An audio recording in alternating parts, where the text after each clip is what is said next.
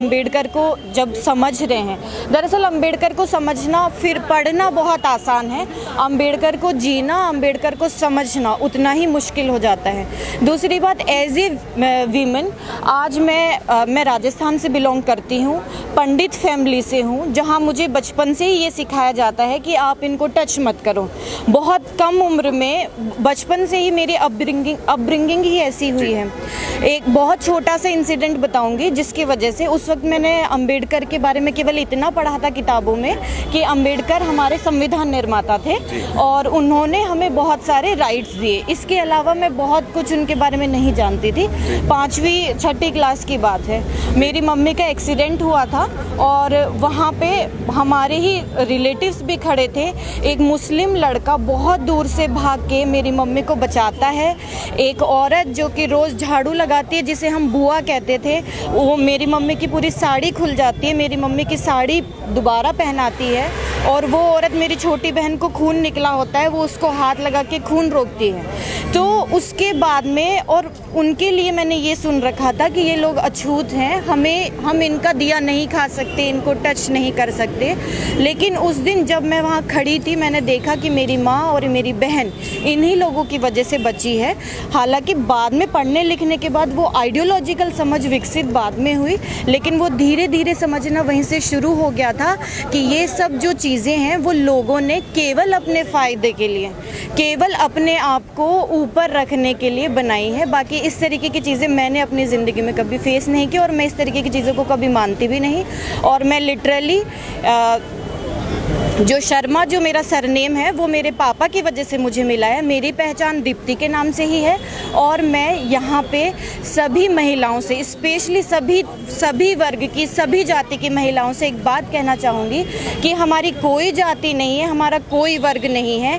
किसी भी लड़की के साथ, किसी भी औरत के साथ छेड़छाड़ हो रही है, कोई भी लड़की पढ़ने के लिए बाहर निकल रही है, कोई भी औरत काम करने के लिए बाहर निकल रही है, ये हमारी जिम्मेदारी है कि हमें उसका सपोर्ट करना है। और जो आज ये सोच उन लोग, जो पितृसत्तात्मक, जो हमारे पितृसत्तात्मक जो समाज है, उस समाज से जो निकलने की सोच और जो अधिकार हमें दिए हैं वो अंबेडकर ने हमें दिए हैं। और अंबेडकर को और उनके संविधान को समझने की, उनको पढ़ने की, उनको जीने की और उनका सम्मान करने की हमें सबसे ज़्यादा ज़रूरत है। अगर आज सबसे ज़्यादा कोई शोषित वर्ग है वो महिला वर्ग है। सबसे ज़्यादा जो आज, जिसको कोई किसी भी तरीके का, आप किसी भी जाति वर्ग में चले जाइए, सबसे ज़्यादा शोषित आपको महिला वर्ग मिलेगा।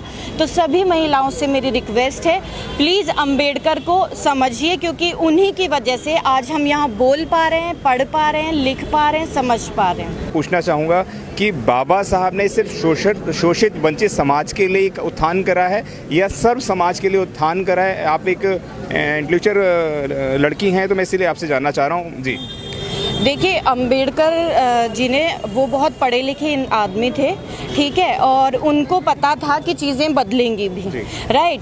तो उन्होंने जो भी बनाया, जितने भी कानून उन्होंने बनाए, वो केवल शोषितों के लिए नहीं थे। अगर ऐसा होता तो आज वो वर्ग जो अपने आप को सत्ता में पा रहा है, या जो वर्ग अपने आप को ये कह रहा है कि हम सबसे उच्च हैं, उनका खुद का अस्तित्व वो वहाँ नहीं रहता। तो मैं ये नहीं मानती हूँ। मेरे हिसाब से अंबेडकर ने जो बनाया था वो भारतीयों के लिए बनाया था और उनकी मानसिकता में भारतीय थे।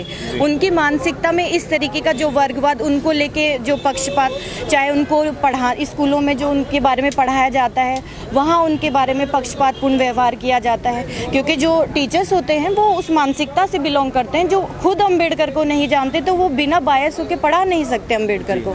दीप्ति, आप एक शर्मा परिवार से हैं, आपने शुरू से ये पूजा पाठ वगैरह देखा हुआ है, तो मैं एक आपसे बात पूछना चाहूँगा, जो पूजा पाठ के ऊपर राइट्स होते हैं, क्या वो सिर्फ शर्मा परिवार या ब्राह्मण परिवार के ही होते हैं या कोई और भी नहीं जा सकता है? और यहाँ तक कि महिला जो सबको जन्म देती है, माता वैष्णो देवी की आप लोग बात करते हैं, हम लोग सभी बात करते हैं, है ना, सबके घर में ये इस तरीके के कर्मकांड होते हैं। उसके बावजूद भी उन महिलाओं को, जो जगत जननी होती है, जैसे वैष्णो देवी या माँ जननी कहा जाता है, उसके बावजूद भी उस महिलाओं को मंदिर में जाने तक का अधिकार नहीं होता है। और ये पूजा पाठ तक की जहाँ तक बात है, क्या सिर्फ वो एक जो मतलब ये इसी तरीके से सिस्टम चला आ रहा है कि वही आदमी पुजारी होगा, वही पंडित होगा? इसके ऊपर क्या बोलेंगे आप?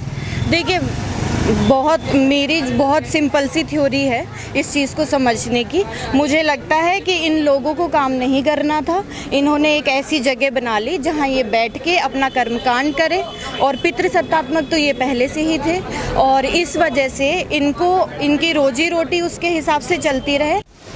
अगर आपने अभी तक हमारा चैनल सब्सक्राइब नहीं किया है तो सब्सक्राइब करें और घंटी का बटन बिल्कुल भी दबाना ना भूलें ताकि सभी लेटेस्ट खबरें पहुंच सकें आप पे सबसे पहले।